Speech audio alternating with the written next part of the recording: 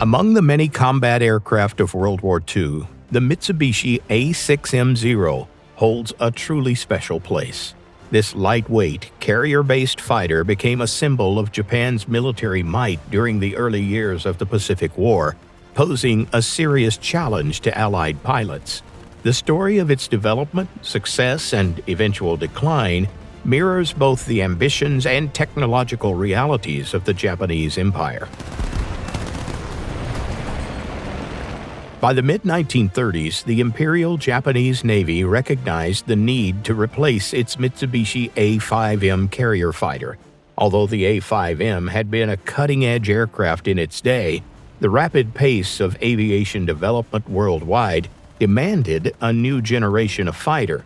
In May 1937, the Navy sent a set of specifications for the next carrier-based aircraft to Mitsubishi and Nakajima. These requirements were extraordinarily ambitious. Some even called them impossible.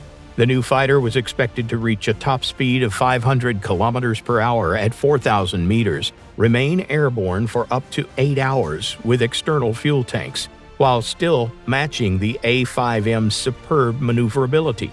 It was to be armed with two 20mm cannons and two 7.7mm machine guns, while its wingspan could not exceed 12 meters to allow for use on aircraft carriers. Nakajima deemed these demands unrealistic and withdrew from the competition. Mitsubishi's engineers, however, accepted the challenge. The project was given to an ambitious young designer, Jiro Horikoshi.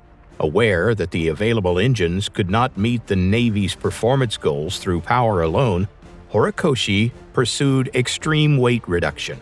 This required serious compromises. For instance, the new aircraft had no armor for the pilot and couldn't carry self-sealing fuel tanks. The first prototype, designated A6M1, took to the skies on April 1, 1939. However, its Mitsubishi Zuisei 13 engine proved underpowered. A second prototype was built with a more powerful Nakajima Sakae 12 engine, greatly improving performance. Following successful tests, the aircraft finally entered production.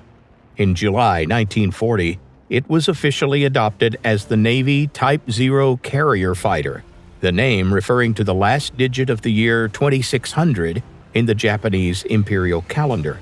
From this came its unofficial Japanese nickname, Reisen Zero Fighter, which became known in English as simply the Zero.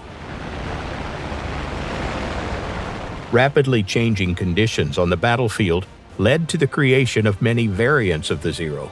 The first small production batch was the A6M2 Model 11, which in 1940 established clear air superiority over China. Before the Zero's arrival, Japanese bombers operating at long range had to make do without fighter escort and suffered heavy losses. The new aircraft changed that overnight. In their first major engagement against the Zeros, the obsolete I-15s and I-16s of the Chinese Air Forces failed to achieve any significant results despite the effort.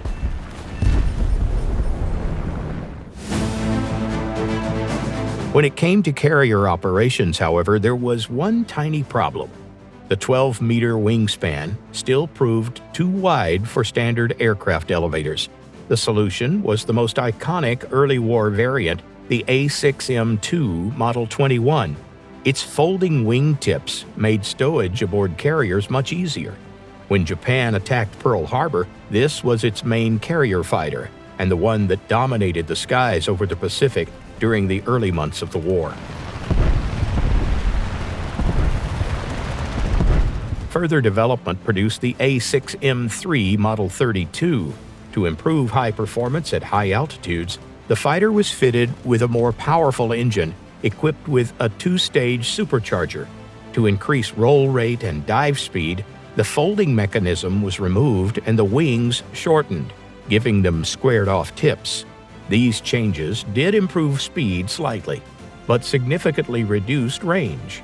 The Navy was dissatisfied, and in the subsequent Model 22, the longer folding wing was restored. Despite its strengths, The Zero's triumph was short-lived. After researching units captured in China, Allied pilots discovered their weaknesses: poor diving speed and the lack of pilot armor and fuel tank protection. American pilots adopted new tactics to engage the iconic Zero. They avoided turning battles, relying instead on the superior speed and ruggedness of their aircraft. The introduction of newer, more powerful Allied fighters with an even better performance was the final nail in the coffin. The most produced version was the A6M Model 52, introduced in 1943 as a desperate attempt to close the gap with those newer American aircraft. It featured shorter, stronger wings without folding tips to increase dive speed, as well as an improved exhaust system that provided a modest power boost. Even so, the Zero still lagged behind the Grumman Hellcat and Vought Corsair in nearly every respect. Later variants received heavier armament and even some armor protection, but these measures only increased weight without solving any major issues. Most importantly, they further eroded the fighter's key advantage, its exceptional maneuverability.